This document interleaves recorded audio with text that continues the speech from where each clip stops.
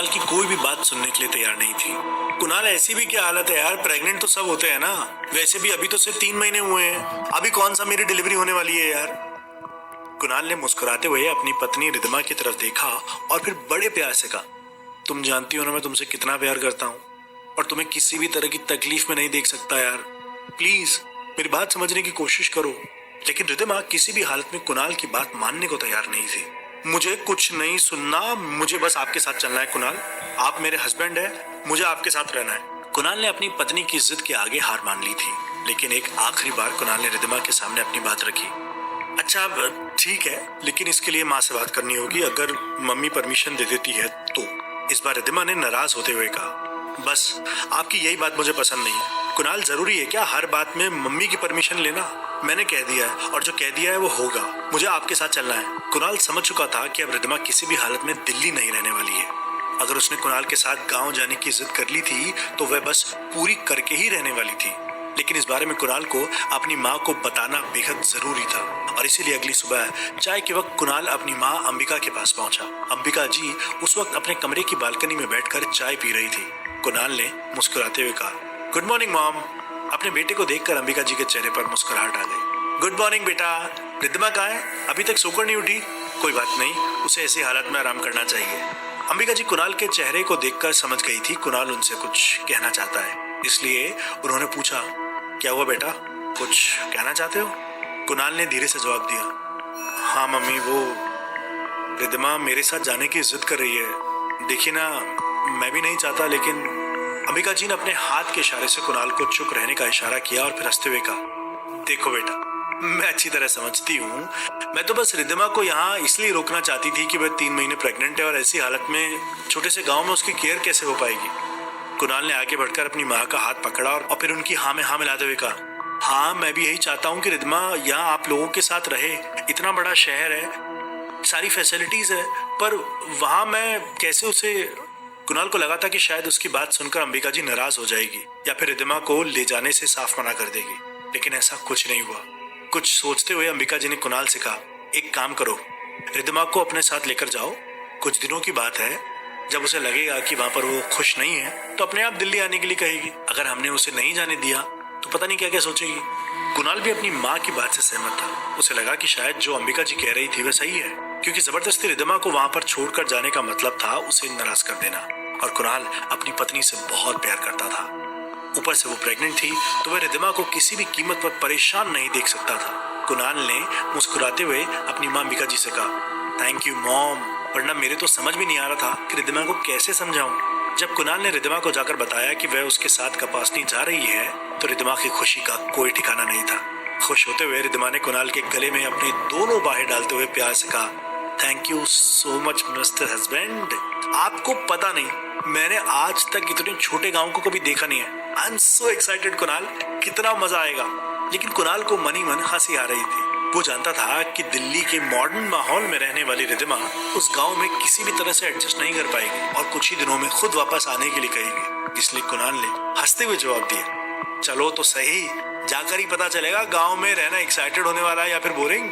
कुणाल गांव जाने की तैयारी में पूरी तरह से बिजी हो चुका था और रिद्धिमा की जिद के चलते उसे रिद्धिमा को भी साथ अपने लेकर जाना पड़ रहा था। 2 दिन बाद सुबह आखिर वो वक्त आ गया जब कुणाल अपने घर से रिद्धिमा के साथ जोधपुर जाने के लिए निकलने वाला था। अंबिका जी के चेहरे पर डर और चिंता नजर आ रही थी।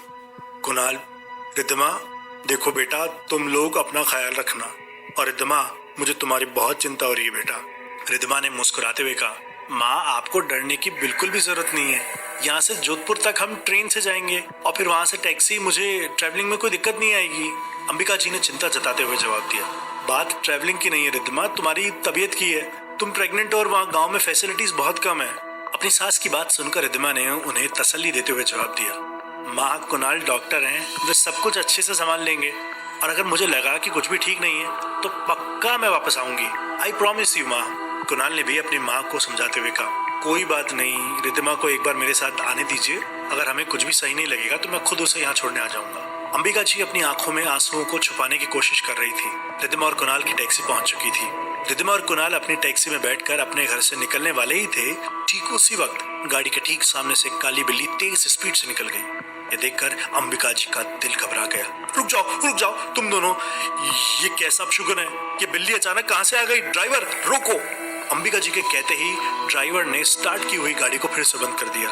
लेकिन अंबिका जी को इस तरह देखकर कुणाल हंसने लगा। क्या माँ, आप भी यार इस तरह के अंधविश्वास में भरोसा रखती हो? बिल्ली जानवर निकल गई होगी। अंबिका जी ने घबराते हुए कुणाल का हाथ पकड़ा। नहीं बेटा, मुझे बहुत डर लग रहा है इस वक्त। ऐसा कुछ होना, तुम 5 मिनट रुक जाओ ना प्लीज। रिद्धिमा ने कुणाल की तरफ देखा और फिर कहा, कोई बात नहीं कुणाल, हम रुक जाते हैं। 5 मिनट में क्या फर्क पड़ जाएगा?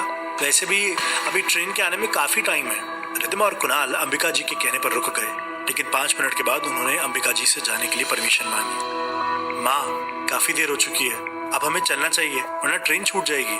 अंबिका जी ने घबराते हुए अपने बहू और बेटे कुणाल और रिद्धिमा को जाने की परमिशन दे दी। ड्राइवर ने गाड़ी स्टार्ट की और कुणाल की टैक्सी घर के बाहर से चली गई। अंबिका जी उन दोनों को विदा करके घर के अंदर आने लगी, लेकिन तभी अचानक से उनका ध्यान किसी चीज पर गया और उन्होंने पलटकर वहां देखा जहां पर कुछ देर पहले कुणाल की टैक्सी खड़ी हुई थी। अंबिका जी ने जैसे पलटकर देखा, उनके हाथ पैर कांपने लगे। जिस जगह पर कुछ देर पहले कुणाल की टैक्सी खड़ी हुई थी, वहां पर कोई छोटा सा जानवर गाड़ी के नीचे कुचला गया था और इस वजह से वहां पर खून ही खून हो गया था। अंबिका जी पूरी तरह घबरा गई थी। ये सब कुछ क्या हो रहा है? कहीं कोई इशारा तो नहीं किसी अनहोनी का? अचानक से गाड़ी के नीचे जानवर कहां से आ गया? आखिर क्या है ये? अंबिका जी ने उस जानवर को देखने की बहुत कोशिश की, लेकिन उन्हें बिल्कुल भी कुछ समझ नहीं आ रहा था। बस मांस के छोटे छोटे टुकड़े और खून। अंबिका जी इतना ही समझ पाई थी, लेकिन वे बहुत डर चुकी थी। अंबिका जी जानती थी कि इस वक्त कुणाल को फोन करने से कोई फायदा नहीं है, क्योंकि वह अपनी माँ की कोई बात मानने वाला नहीं था। और अंबिका जी नहीं चाहती थी कि घर से जाते वक्त उनके बेटे या बहू किसी का भी मन खराब हो जाए। इसलिए वो चुपचाप अपने घर के अंदर आकर भगवान के आगे खड़े होकर प्रार्थना करने लगी, हे भगवान, मेरे बहू और बेटे की रक्षा करना। मेरे मन में एक अजीब सा डर है, काली बिल्ली का आना, इस जानवर का गाड़ी के नीचे कुचल जाना। उधर दूसरी तरफ कुणाल और रिद्धिमा अपनी ट्रेन पकड़कर जोधपुर पहुंच चुके थे। जोधपुर पहुंचने के बाद उन दोनों ने एक टैक्सी बुक की और गांव की तरफ निकल पड़े। रेगिस्तानी रास्ता था, लेकिन वो सब रिद्धिमा को काफी अच्छा लग रहा था। रिद्धिमा ने कुणाल का हाथ पकड़ा और खुश होते हुए कहा कि दुनिया कितनी अलग है ना कुणाल।